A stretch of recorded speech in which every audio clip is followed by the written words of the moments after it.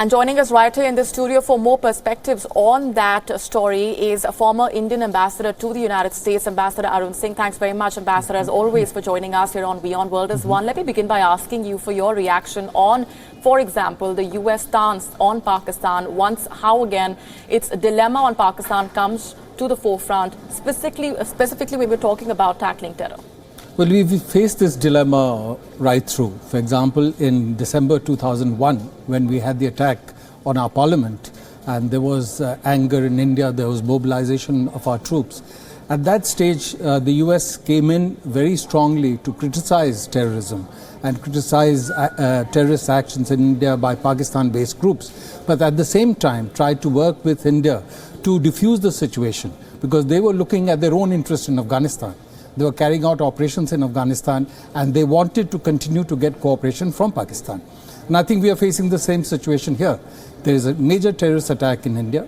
The US has come out and clearly named Pakistan because in the White House statement, for example, they talk of attack by a Pakistan-based terrorist group.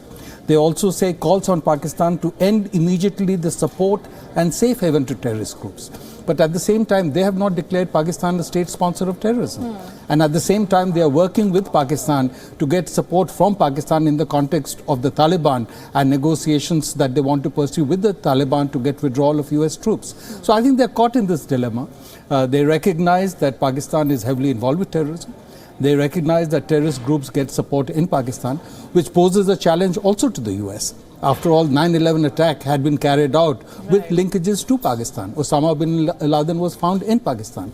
But because they need Pakistan from time to time for their own interest, they are not prepared to go all the way. And I think that's the dilemma we continue to see today. But also the statement that's coming from the United States specifically on terror so far, the definition of terrorism that India has now also pushed for the United Nations to take a stronger stance on, that's again been something that the US and India have been trying to work together towards. Yes, so on that issue, there is broad convergence between India and the United States because they would like to put an end to all forms of terrorism.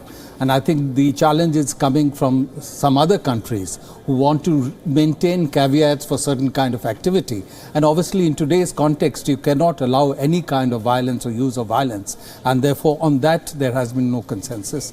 And the second point where there is no consensus so far is that countries would like to, especially the United States, take the action of armed forces out of the purview of this, and many other countries are resisting this. So I think on these two accounts, it has been difficult to get agreement on a comprehensive convention on international terrorism.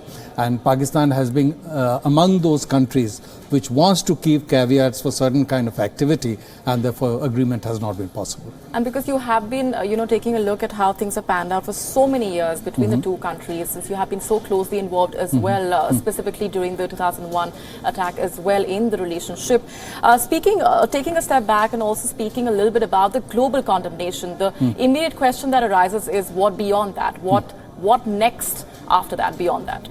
So in fact, as you mentioned, I was closely involved with the process between 2001 and 2004. Yes. So I was the sort of witness as the terrorist attack took place, the reaction, and subsequently the Prime Minister Vajpayee once again extending the hand of friendship to Pakistan and the de-escalation. So when I look at the statements that have come out today, it is instructive because the US, for example, has come out clearly and named Pakistan.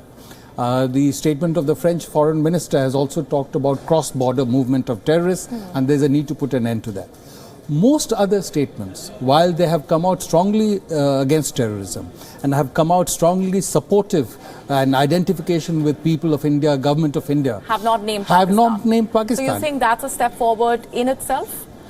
No, I think it's just reflects the situation in the world because everybody looks at their own interest and takes positions, and for their own reasons they don't want necessarily to name Pakistan, even though they have been talking strongly on the subject of terrorism. So clearly this is an effort that the government of India has been making for some time and will continue to make. For example, if you look at the Chinese statement, they condemn terrorism, condemn violence, but then talk about regional countries together working for regional stability.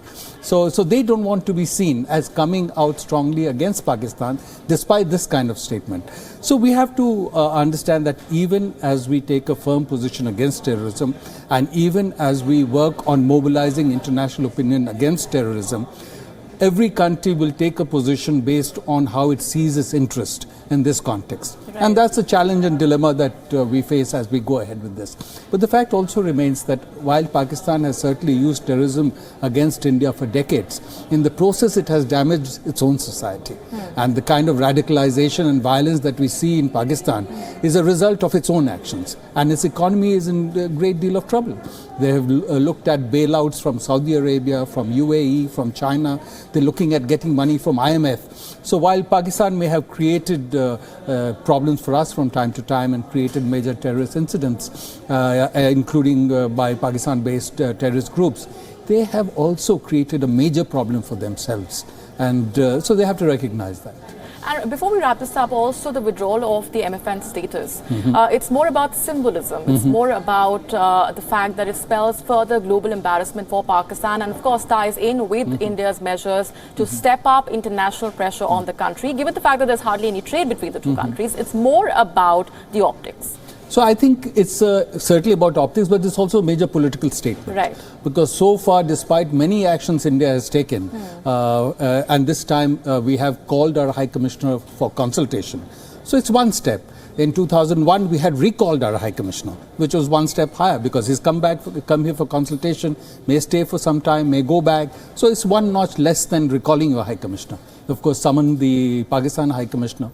So it's a political statement because in 2001, when India had taken a number of steps, such as cutting the strength of the High Commissions, disrupting the bus linkage, disrupting the train linkage, stopping overflights, at that time, MFN status had not been withdrawn. So this is a different step, but one, as you mentioned, trade is not large, but more important, the trade is in India's favor.